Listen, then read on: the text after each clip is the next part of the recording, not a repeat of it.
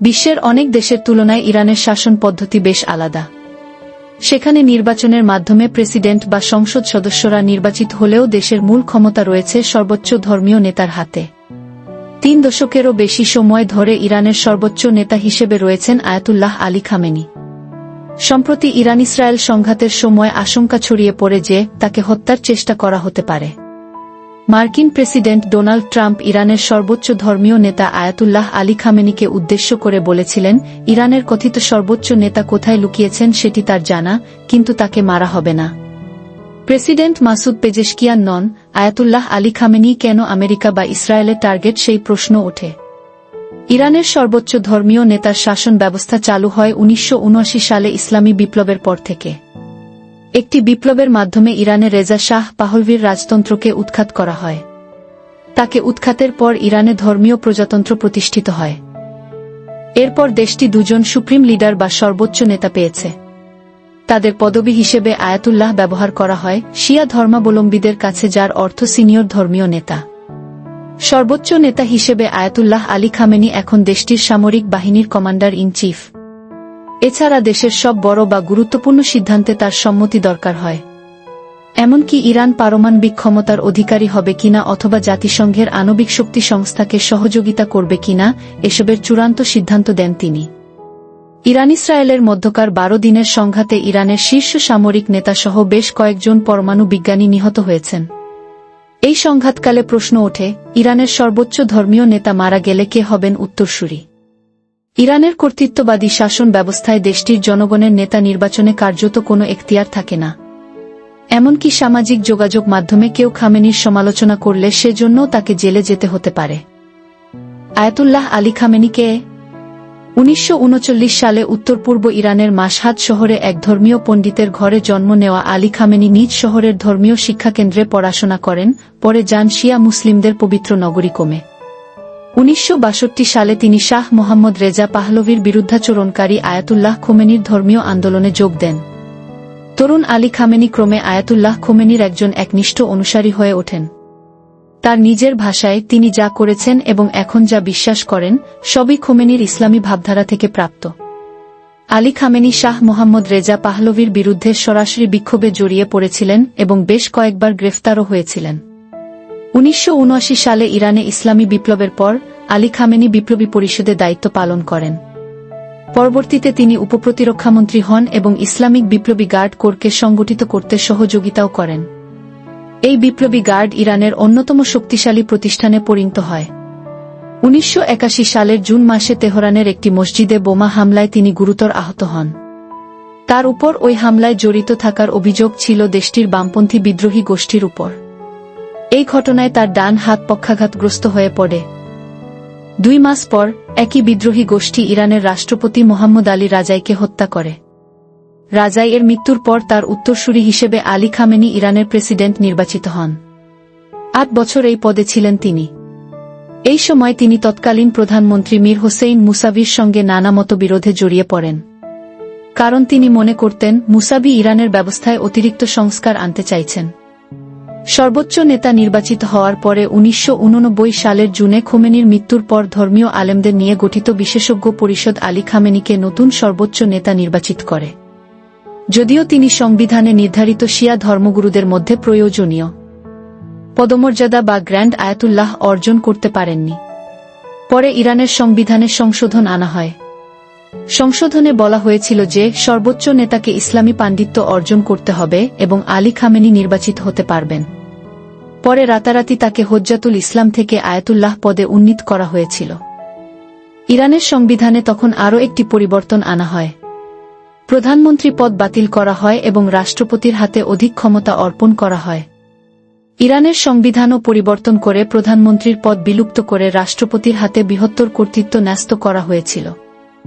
Ayatollah খামেনির শাসনামলে বর্তমান president Masoud Pezeshkian সহ 6 জন প্রেসিডেন্ট দায়িত্ব পালন করেন, যাদের অনেকেই খামেনির কর্তৃত্বকে কিছুটা চ্যালেঞ্জ করলেও ইসলামী প্রজাতন্ত্রের কাঠামোকে চ্যালেঞ্জ করেননি। 1997 সাল থেকে 2005 সাল পর্যন্ত ইরানের প্রেসিডেন্ট ছিলেন সংস্কারপন্থী নেতা মোহাম্মদ খাতামি। তিনি পশ্চিমা বিশ্বের সঙ্গে সম্পর্ক স্বাভাবিক করতে চেয়েছিলেন। খাতামি প্রেসিডেন্ট থাকা অবস্থায় ইরানের সামাজিক ও রাজনৈতিক ক্ষেত্রে বেশ কিছু সংস্কারের উদ্যোগ নিলেও তখন সর্বোচ্চ নেতা খামেনি এসব উদ্যোগ বাস্তবায়নে বাধা হয়ে দাঁড়িয়েছিলেন।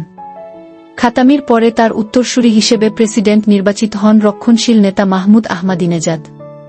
তাকে কেউ কেউ আয়াতুল্লাহ খামেনির অনুসারী মনে করতেন। কিন্তু অর্থনীতি এবং বৈদেশিক নীতি নিয়ে আহমাদিনেজাদ সরকারের অবস্থান তখন ইরানে ব্যাপক সমালোচনার জন্ম দেয়। একই সঙ্গে আহমাদিনেজাদ নিজের ক্ষমতা বৃদ্ধির চেষ্টা করলে সর্বোচ্চ নেতা খামেনির সঙ্গে তার বিরোধ তৈরি হয়। সংকট ও চ্যালেঞ্জ মোকাবেলা। 2009 সালে আহমাদিনেজাদের বিতর্কিত পুনর্নির্বাচন ইরানে ইসলামী বিপ্লবের পর সবচেয়ে বড় আন্দোলনের জন্ম দেয়।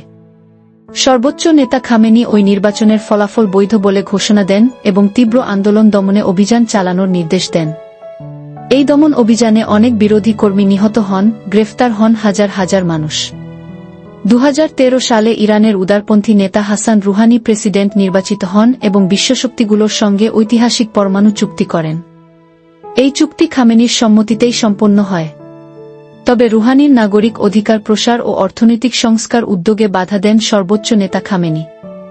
2018 সালে যুক্তরাষ্ট্র পারমাণবিক চুক্তি থেকে সরে এসে ইরানের উপর আবারও নিষেধাজ্ঞা আরোপ করলে সাধারণ ইরানিদের অর্থনৈতিক দুর্দশা আরও বাড়তে শুরু করে।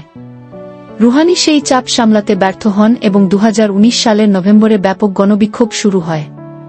2020 সালের জানুয়ারিতে ইরাকের মাটিতে একটি ড্রোন হামলায় যুক্তরাষ্ট্র ইরানের প্রভাবশালী জেনারেল কাসেম সোলেইমানিকে হত্যা করে।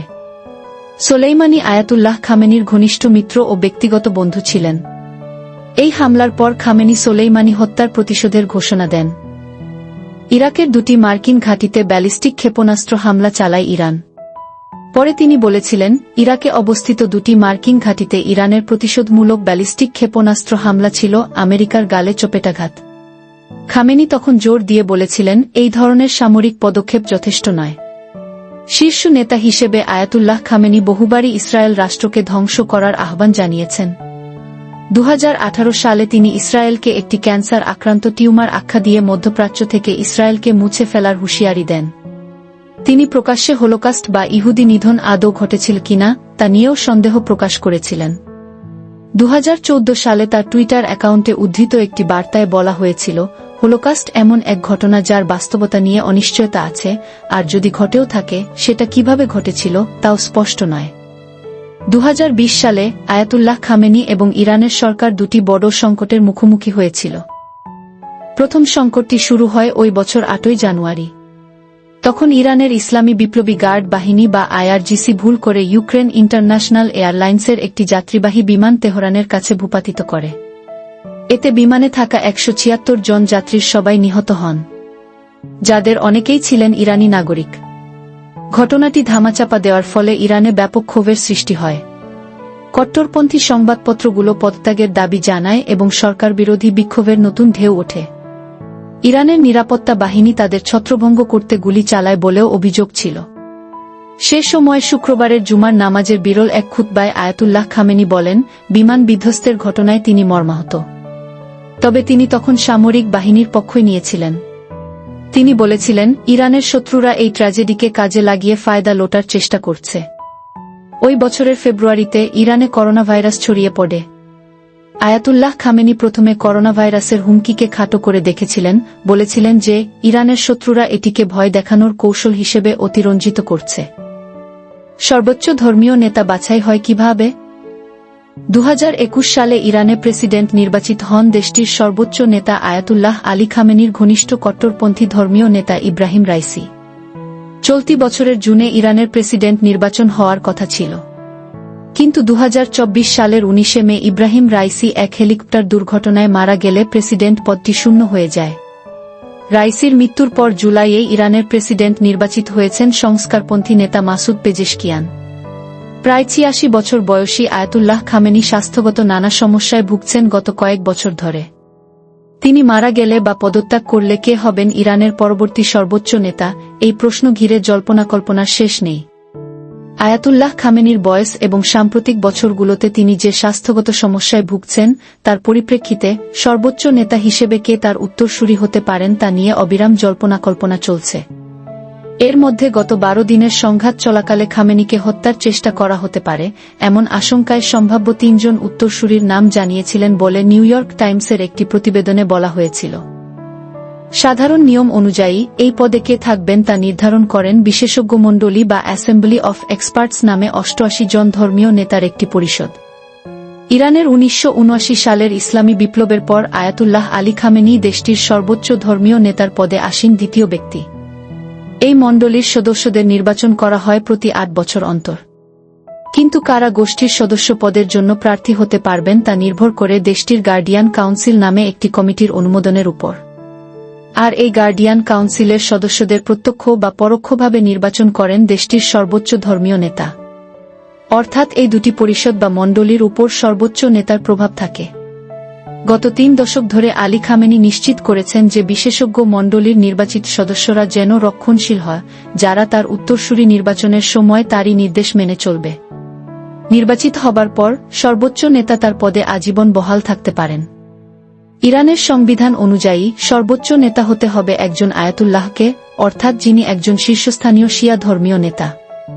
কিন্তু আলী খামেনিকে যখন নির্বাচন করা হয়েছিল তিনি আয়াতুল্লাহ ছিলেন না।